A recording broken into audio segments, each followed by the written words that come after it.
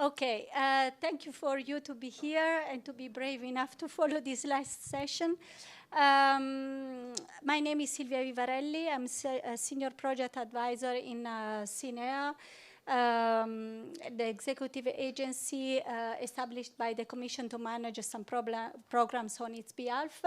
And in particular, we are managing the Life Clean Energy Transition Sub-Program that by now I think if you have followed the other session, you already know, so supporting market uptake of energy efficiency and renewable energy, building on the predecessor Horizon 2020 energy efficiency part, in the frame of which the Power Up project is being funded.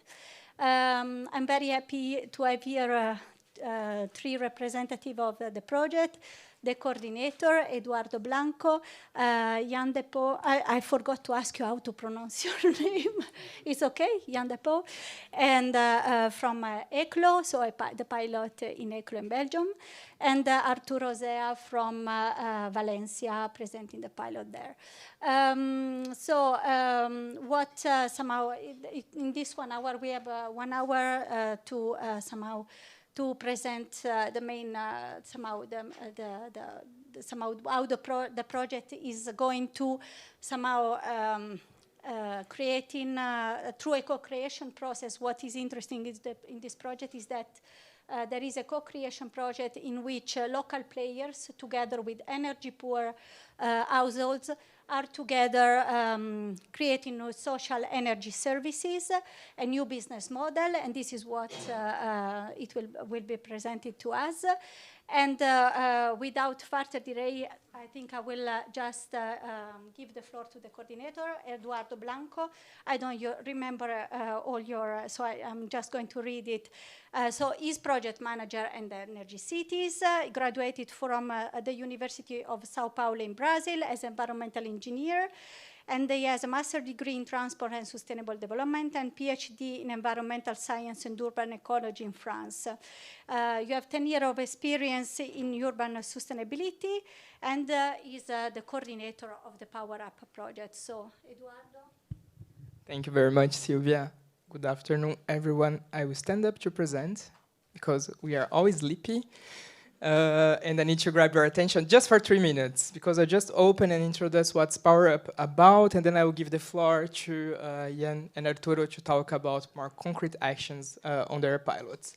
So Power Up wants to introduce a social agenda on local market, local energy market players. We know that the local and regional authorities, they have a strong role to tackle energy poverty. And we, as Silvia said, we want to co-create the solution, these new business models to alleviate energy poverty with people in vulnerable situations. So households that are in the situation of energy poverty.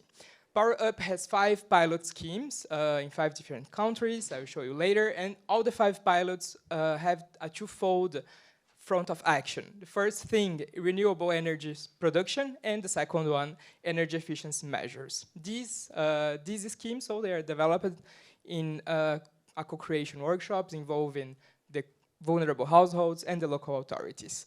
Also, the objectives of the project is so to develop and reinforce the social agenda in the local energy market players and disseminate and replicate these experiences nationally, locally, and at the European level. So these are all our pilots, so València and Eeklo that are here today, and then we have Hurley in the Netherlands, Hosnov in Czech Republic, and 4 municipalities in the south of Italy around Napoli that are called UXA, that's our partner. And we also have North Macedonia in the project that's not developing a pilot scheme, but they are working with capacity building and replication dissemination in the Balkans area, mostly North Macedonia. To give you a little overview of the impacts expected in Power Up. So we have this strong objective of working with people in vulnerable situations. So we have the co-creation workshops to design the schemes. We have also workshops for energy efficiency measures. And we also have lots of, each pilot has lots of communication campaigns to engage these households. So our objective is more than 55,000 different poor consumers that are involved somehow in the project. We want to trigger 2.5 million euros of investment locally for renewable energy production. And we also have, I'm not going through all of them, but we want to enhance the skills of local stakeholders, namely NGOs, energy producers, energy communities that are locally policy officers, so around 200 enhanced persons with enhanced skills. PAUW also wants to contribute to local policies, including topics related to energy poverty inside these policies, and drawing our learnings and contributing locally to develop it further. So the project has more, I would say, 5 big steps. A first step in each pilot going to understand and explore the energy poverty aspect locally. So who are the households that we could address, start to identify potential business models that we want to explore. Then we have a second phase, that's the co-creation. So we have an idea of possible business models that we would like to develop in each pilot. Then we engage with these households to co-create, to see what's possible, what makes sense for them, what would help them. Then we go to a third phase in which we are going to enter into the technical details, financing details, governance details of these pilots, and then we reach implementation. Today, almost all of our pilots are starting the implementation phase. We are in the half of the project now. We still have 2 years ahead, and then to scale it up and disseminate the learnings and the sharing and replicate it locally. And I give the floor to Jan, that's going to present the Eeklo pilot more in details. Thank you very much.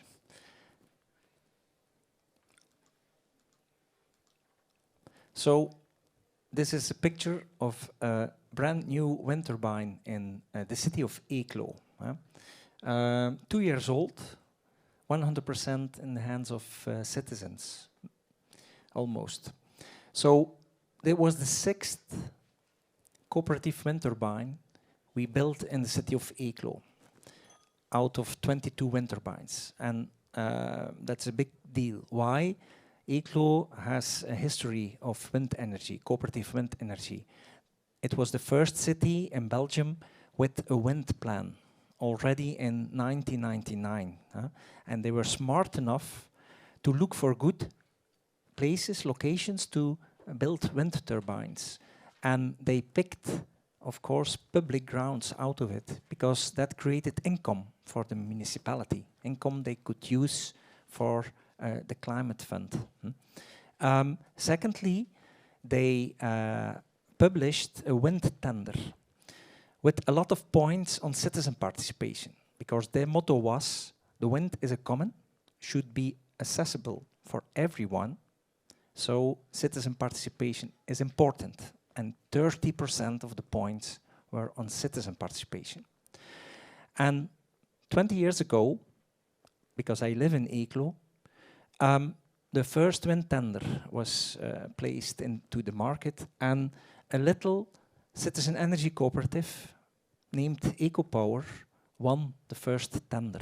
It was one of the first wind turbines in Belgium. Nobody had experience with wind energy in Belgium at that time. I went to the first information meeting where the people of the cooperative, they told, we are going to build 2 cooperative wind turbines.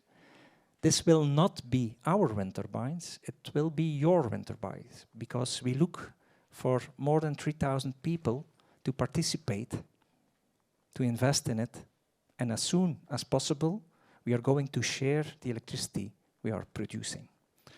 I was immediately in love with that model, the cooperative model, so my member number is 300. Today we are 70,000. So the cooperative model, everybody loves it.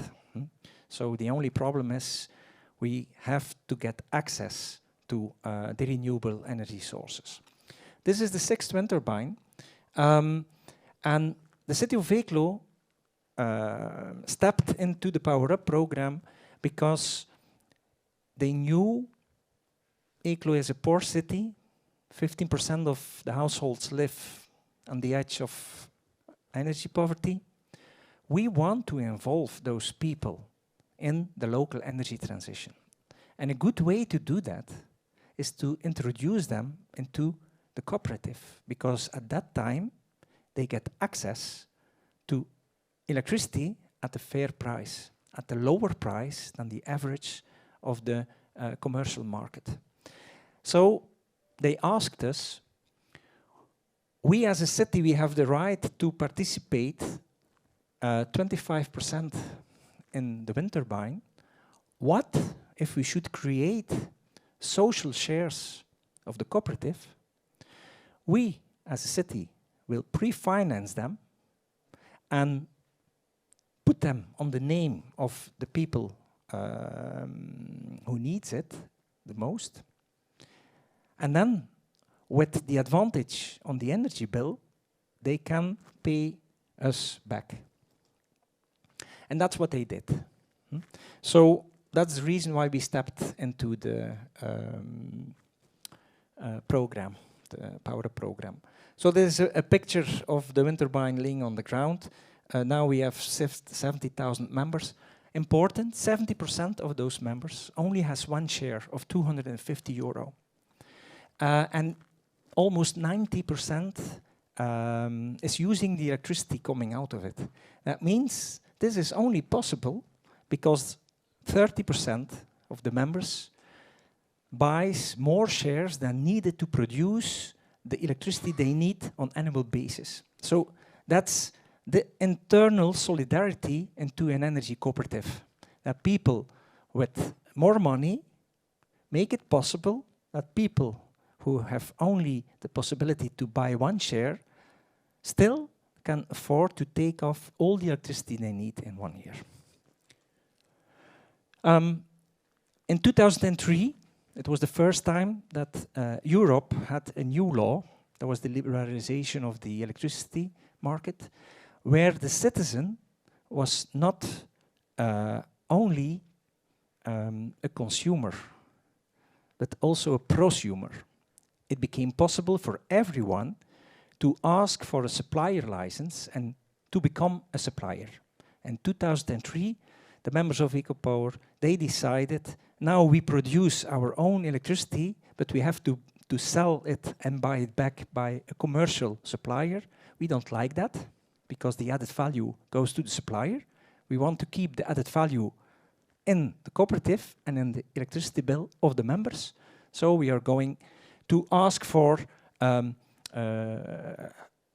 supplier license, and we became a cooperative supplier. And you see, this was the effect on the energy bill of a household. This is a picture of June last year, just before the deepest moment of the electricity crisis. These are all the suppliers on the Flemish market. The green part is the annual electricity bill of a household being member of a cooperative, and this is the difference. The difference was almost double, and that's because the cooperative was the only supplier that sold electricity out of wind and sun projects at cost. The other ones, they sold electricity at the gas price, which was going up and making a lot of money, of course. And some people, they say, this is just a picture. Yes, that's a picture. But if you look at this graph, this is the last 10 years. And in a cooperative, you are shareholder, owner of the assets, and at the same time, you use the services of your cooperative. And that's the economic added value. And here you see the blue parts are the financial advantage. That's the dividend we pay. So people with more shares will have more dividend. But the red part is the advantage on the average energy bill of a household. What you can conclude out of this is that the red one, so the advantage on the electricity bill, is much more than the advantage of the dividend. And also, in years that the cooperative is not making any profit, the advantage on the electricity bill still stays high. And you see here the big difference. Last year, we made a difference on average 560 euro on the energy bill of a household. And that's the difference. So what we want to do is involve those people. How did the process work? The first step was that the city of Eeklo had participated in a wind turbine and was co-owner of the wind turbine and decided to convert some of the shares into social shares and put it on the name of the people they identified as the people who needed it most. And who are the people who needed it most? They are the people who are at this price. And this price is the price that the supplier of last resort asks. So people who can't pay their bill at a commercial supplier are dropped, and they have to pay a higher price to motivate them to pay off their debts and go back as soon as possible to a commercial player. So you see, that's the difference. That's the reason why Eeklo wanted to create the social shares, because people who have to pay this could get this tariff and have the possibility to pay back their debts faster. The city identifies the people they want to help. They have the possibility to sign a contract with the city of Eeklo and to become a member of the cooperative. Once they become a member, they get directly access to the services of the cooperative. That means an electricity bill at a fair price, but also support to lower their consumption.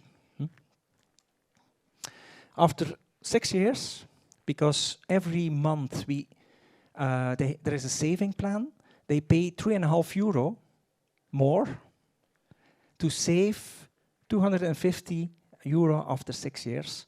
And that money is paid back to the city of Eeklo. And the city of Eeklo has created a rolling fund out of the income of their part of the energy production, the wind turbine. So we don't need this part to replicate it in other municipalities, but if the city is doing this, they can have profit out of the production unit, and that can be the start of a rolling fund. But it's not a necessity. Yeah.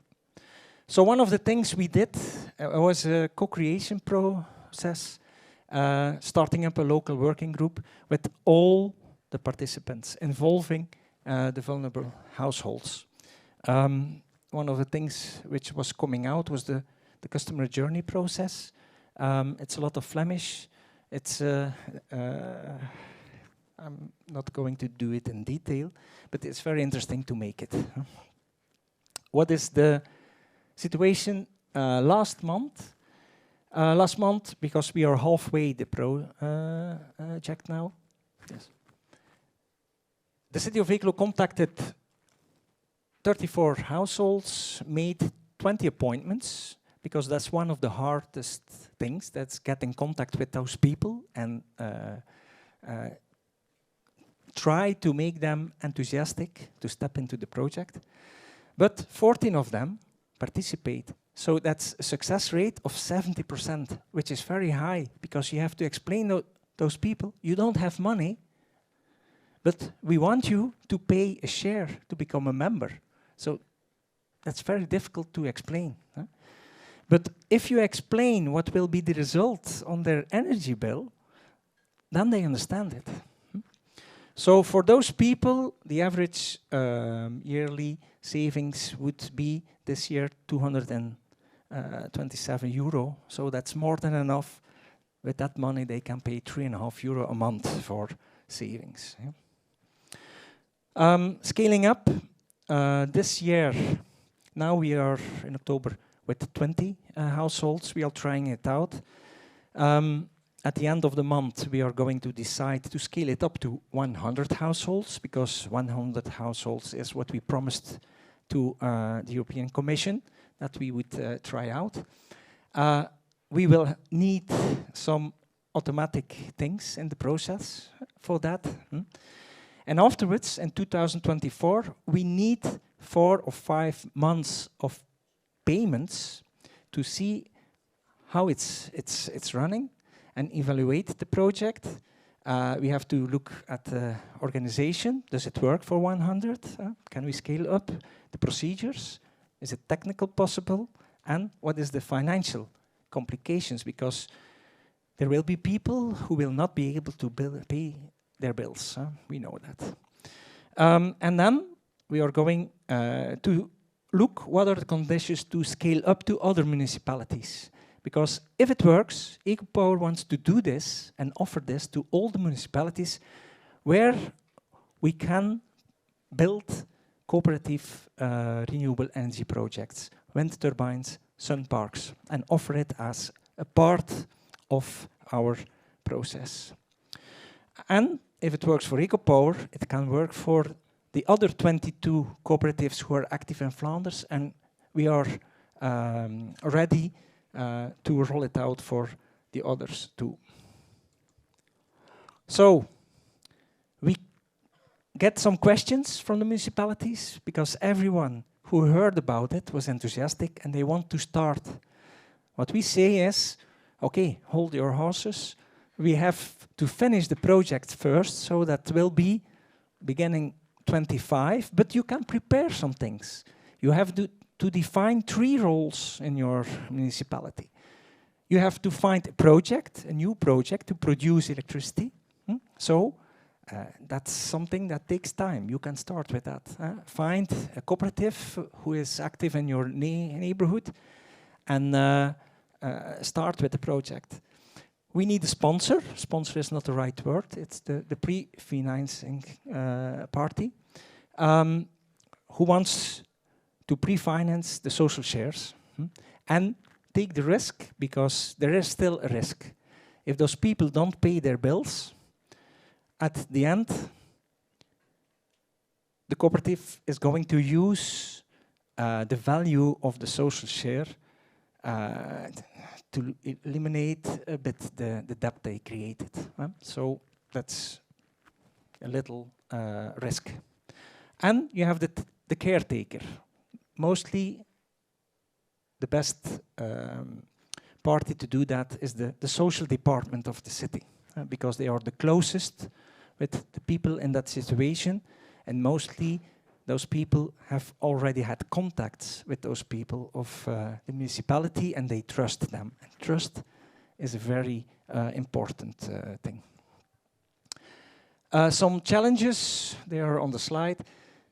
Reaching those people is one of the most heavy things, and that's a strength for the municipality and the organizations who are dealing with the poverty.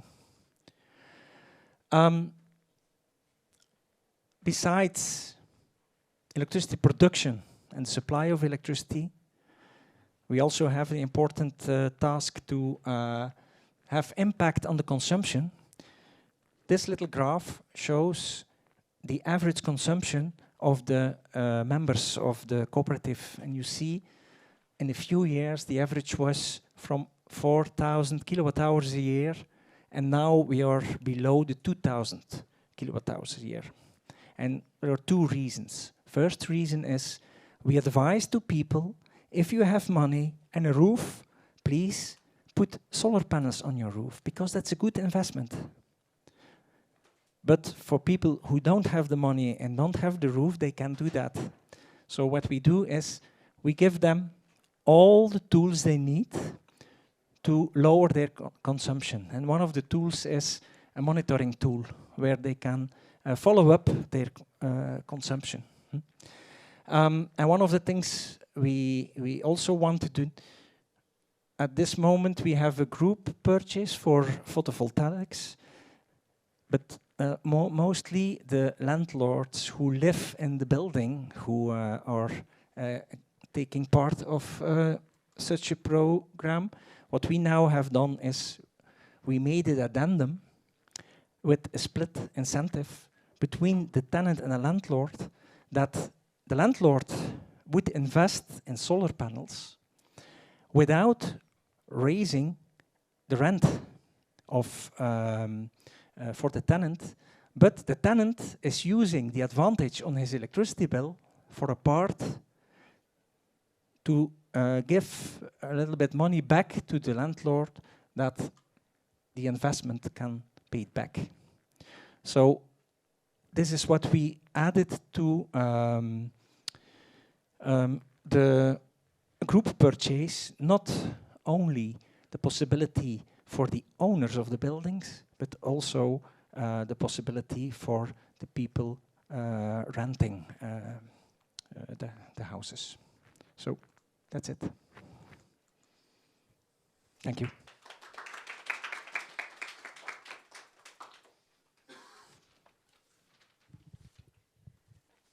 Maybe I should have introduced you, Jan. So he has two roles. He's both project manager at Ecopower. Ecopower is the citizen energy cooperative that set this all up, and also senior advisor to the city of Eeklo. That's why it's really important and nice to have you here. And yes, and you are also director of Rescoop Vlaanderen, the Flemish Federation for Citizen Energy Cooperatives. And I give now the floor to the other pilot case we have in Valencia, to Arturo Zea. He's energy officer at Valencia Clima Energia Foundation for the Municipality of Valencia. He's an energy expert and is working there since June 2021, but he is involved in setting up all this, the energy communities that he will now describe in the city. So he is quite expert on how to manage to setting up energy communities, at the same time also how to now involve as well vulnerable households in those. I'll give you the floor. Thank you, Silvia, for the kind words.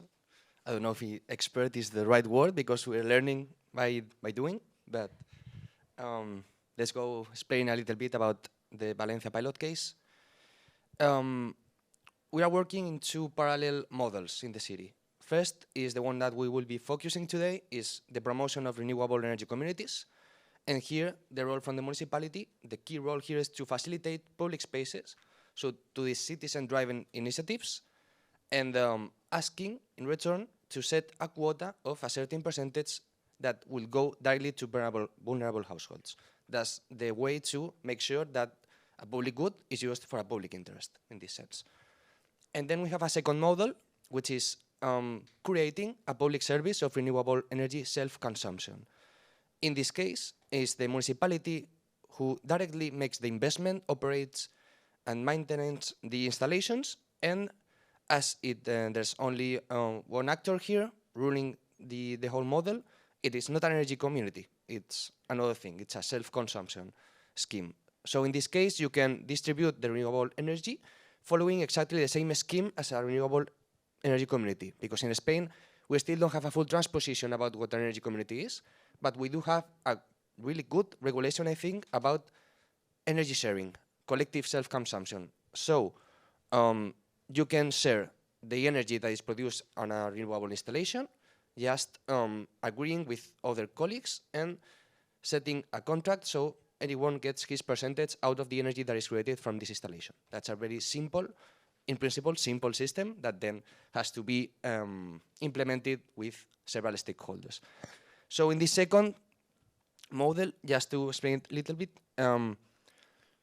the municipality makes the investment, so he decides to share the energy mainly among public buildings to have a return on the investment, but then leave some space, a big space for vulnerable households to make this public service at no cost for them, and also making leaving some space for public participation, but a temporal participation. This is paying a fee, so you can participate for 1 year, 2 years, and having access to the renewable energy that is generated in the municipal installations. But let's focus then on this first model. the energy communities. First, well, not first step, because you have to make several steps in parallel. The key element here, and we will explain a little bit more in advance, it's the procurement of these public roofs to energy communities. We were really fortunate to get to know the Eeklo example about how you can make sure that the public spaces is employed to promote a fair energy transition and not create more inequalities in the process.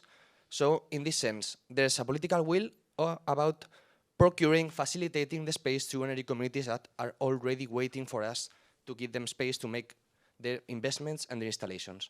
So in this case, the role of the municipality, I'm giving you the space, but it's you, the energy community, who is making the investment, making the decision and about how you finance the installation, and it's them looking for associates to bring together the installation and share the energy. So as explained, you can share the energy of the installation. That leads to shared benefits, which are directly reflected on your energy bill as energy that you're not consuming from the grid. That's a virtual self-consumption, but it works directly on your bill, just like if you had the panels in the rooftop of your single apartment. And so if you want to procure public roofs to energy communities, you need energy communities to apply for this procurement process. And our way to promote these energy communities that, as said, we still don't have the transposition, but we do know that associations and cooperatives follow the principles, the basic principles that are set for them. So in Valencia, we have a one-stop shop, which is the Oficina de Energia, Energy Office. And we have 3 venues in the city, and through this one-stop shop, we give full support, let's say, a mentoring process to cover all the different steps that you need to set up your own energy community. So that's where we give the expertise on technical, legal, administrative, regulatory issues. Let's move forward. And these are 2 pictures of 2 projects that are ongoing. The first one is that we had a first example of energy community in Valencia, which is not directly related to PAUW, but it's a solid basis, an example that we want to replicate in the following years. And it's the energy community from a neighborhood in the south, in Castellar. I will explain now the main facts about this first experience. And I just wanted to mention a second one, which is a slightly different model. That's an energy community based on solidarity. It is promoted by the directorship of a municipal school, and they just looked for the financing, looking from responsible corporate responsibility, from social corporate, how is it? RST? Social corporate responsibility from companies to invest in this, also asking for prices and public financing, and they are using all the energy generated at their school for themselves, and the rest 100% for free for vulnerable households in the surroundings. And we are part of this energy community as the foundation and helping them through the whole process. And then, apart from this first energy community that took us around 2 years to implement, and it's already sharing energy since November last year, we have 4 more energy communities that are legally constituted in different districts. They are associations that follow the same steps as Castellar, and now they are pushing us, so we facilitate the roofs, because that's what we promised. Now we have to deliver. Then, related with our one-stop shops, how do we create this interest in the city about energy communities, to create these associations, even if they still don't have the chance to access these public roofs?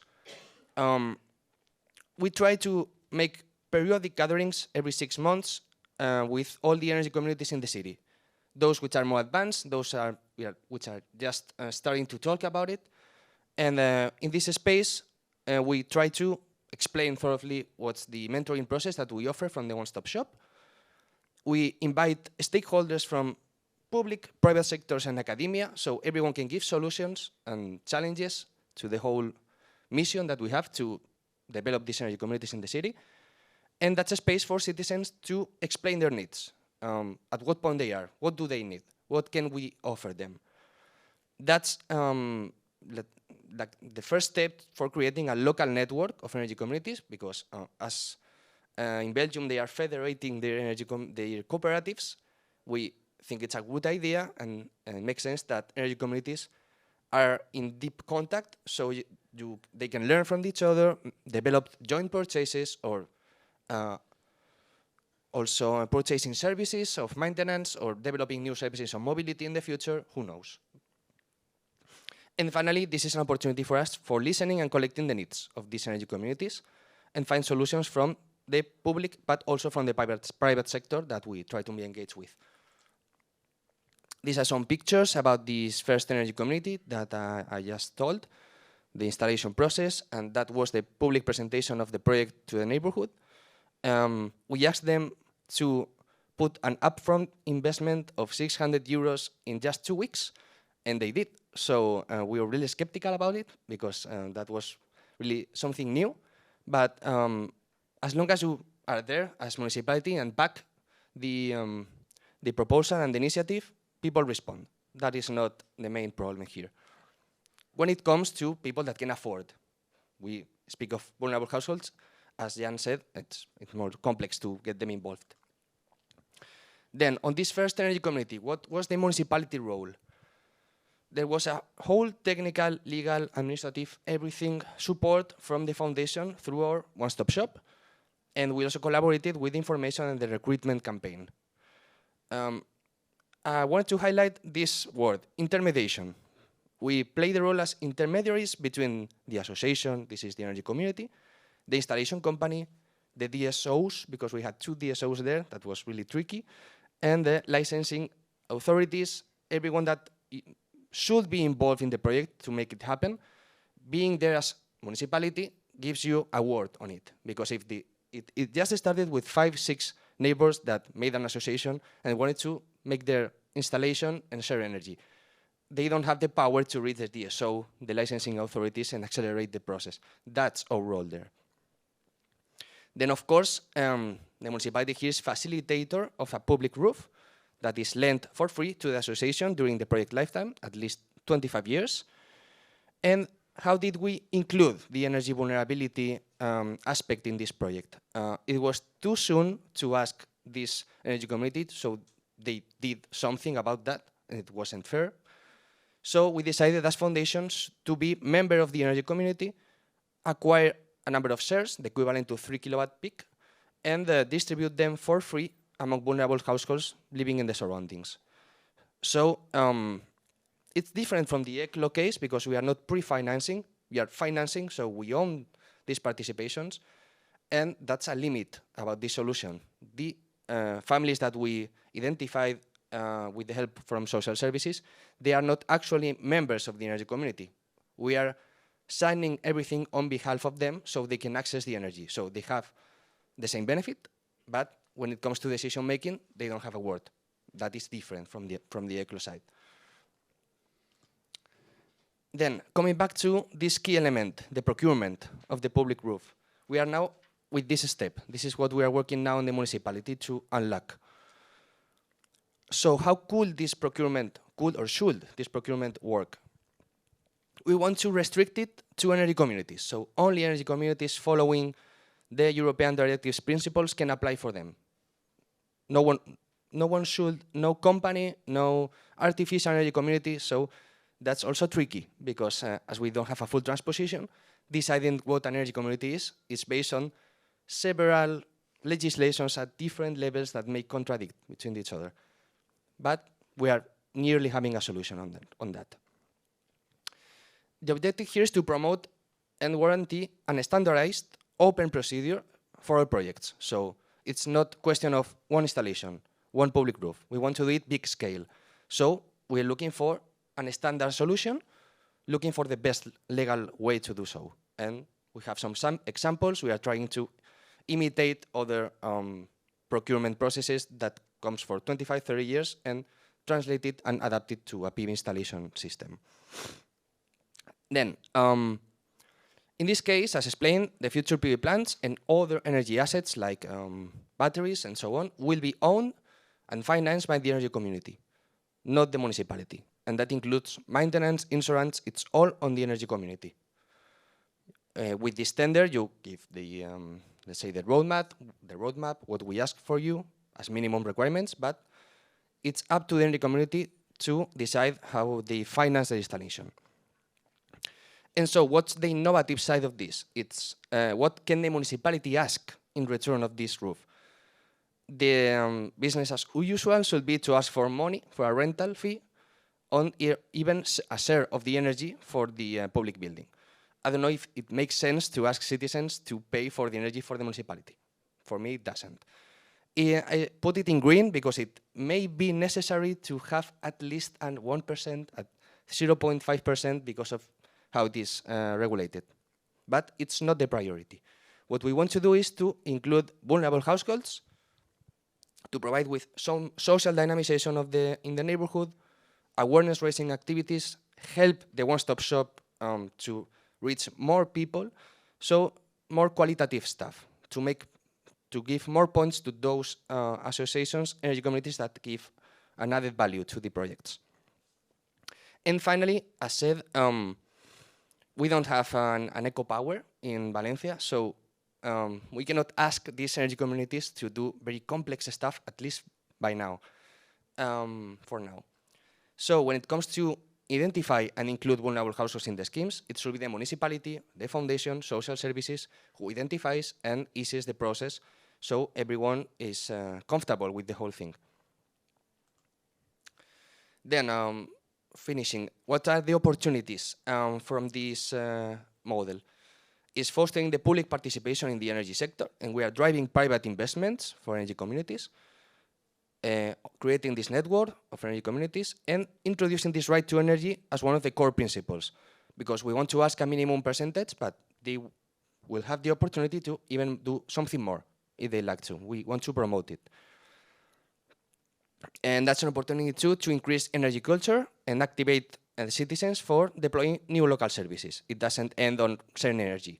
There's also efficiency, mobility, energy retrofitting, many things that we explain a lot about energy community doing a lot of things. We are starting with PV, but there's a lot to be done, and having these stakeholders in the local side, it's really interesting. And that's the key element that PAUW is helping us, is to align this collective self-consumption, the renewables, with efficiency, with bill optimization, with behavioral change, because there's a lot of potential to help vulnerable households in this side. They could save more with a bill optimization than having access to a renewable installation. So we have to do everything in parallel. Wow. So just like Eeklo, we have to do different things, not only the models on self-consumption, but also additional mitigation measures against energy poverty. And for energy efficiency, we will promote different activities through our one-stop shop, targeting vulnerable households, and its collective workshops around energy efficiency, bill optimization, and we also will provide and install micro-efficiency energy kits that we are already doing, but we will do something extra. And this tailored advice to understand the bills, to get to know your energy rights, because there are rights that they don't get to know, and available subsidies, behavioral change, and how to improve energy efficiency at their homes to pay the less possible. And we already have identified target groups, which are identified in synergy with other initiatives happening in the city, but also build it around the communities that will happen with this Power Up, because we should, hopefully we'll have a lot of demand for accessing the energy. They may not be all in, but we can give something additional about behavioral change and helping understand their bills. I think I can skip that. That's the expected impacts that we have. More similarly as Eeklo, hundreds of people, and hopefully we will reach it. And our short-term ambitions are to unlock this procurement process so we can allow the energy communities to start their projects, and paving the way for more energy communities, because if once you have one successful case, they will multiply around the city. We are sure about that. We are also continuing to scale up our mentoring process from for energy communities from our one-stop shop. We are learning by doing, as I said from the start, and we're covering more and more topics related to our energy communities. And we'll focus also to identify and engage vulnerable households, which is something missing by now. We have separate areas, which is right to energy, energy poverty, and renewables. Let's bring what is common. And we will deploy new information and training materials, organize workshops, and as said, as conclusion, align right to energy and energy efficiency concepts with these models about sharing energy. And that's it. Thank you.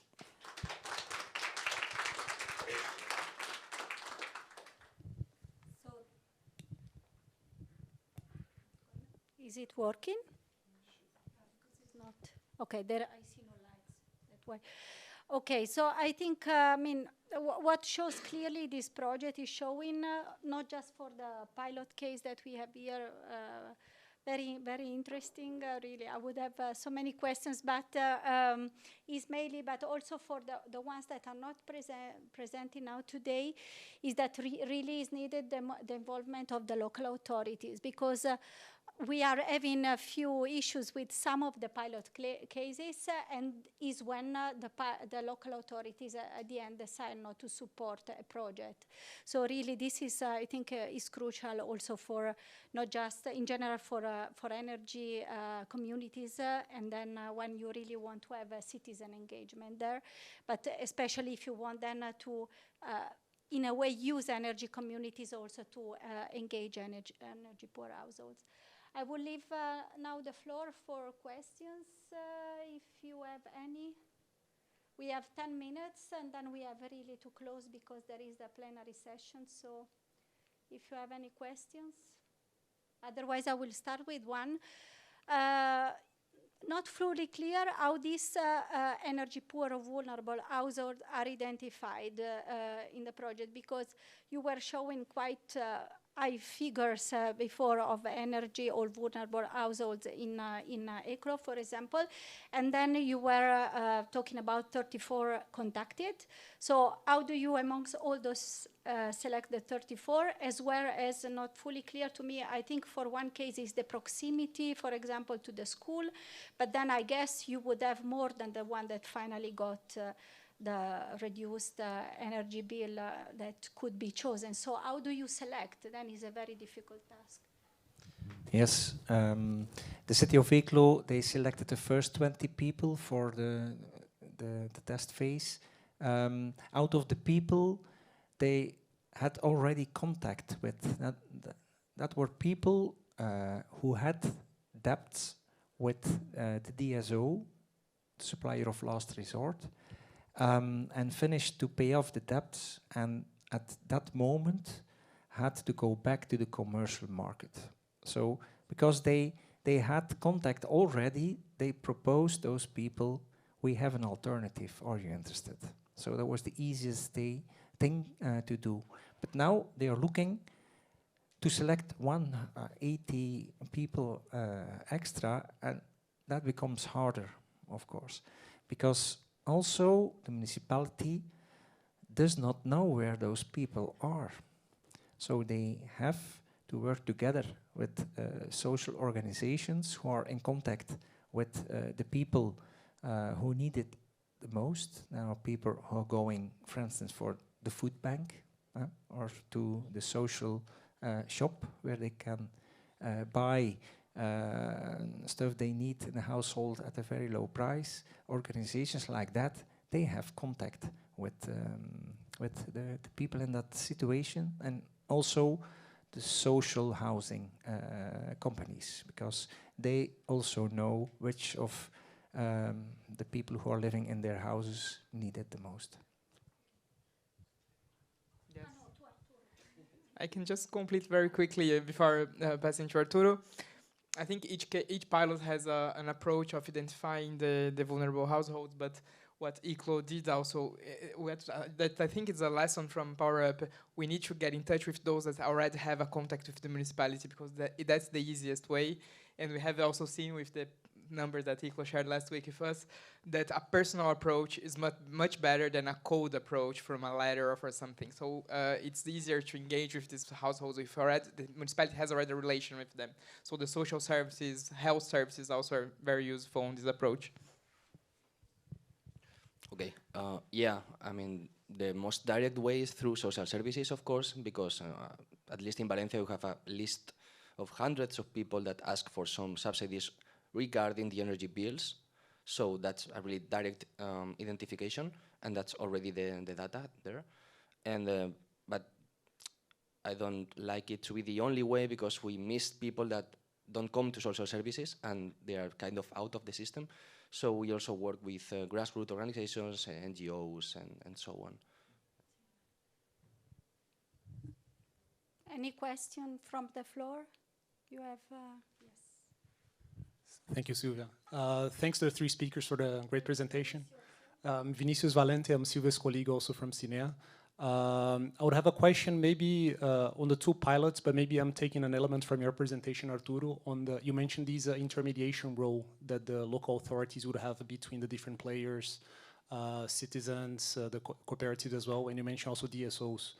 And my question would be, to what extent, so how is the experience in engaging with the DSOs in Valencia and maybe in Eeklo as well?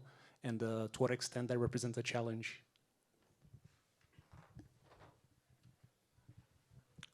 Okay, I think we had the most extreme case in this first energy community, because having two DSOs with mixed grids, it's not common.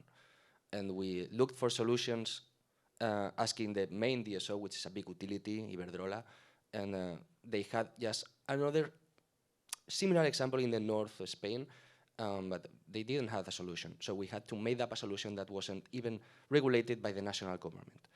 But in general, we have a good relationship with the big utility, at least when it comes to having some agreements on a smart city and so on. So there are relationships that are built. So we expect them to ease the way for them. For this first case, I don't want to say that it will be the same case for the rest of communities, because I'm leaving, if that's the case. In the Eeklo case also, the DSO is willing to cooperate because they don't want a lot of people into the system of supplier of last resort. So they see it as a solution. And what we also see, when they are supplied by the DSO, they have a prepaid meter card. So they have to charge the card before they can use electricity. If not, the electricity use is limited at a very low level. And some of the people, they like that system because they know this is a way to control my budget. And what they ask to us is, can't you hold the system of prepaid meters, but instead of paying it to the DSO, the prepaid card, to charge it, we pay it to Ecopower, to the cooperative supplier.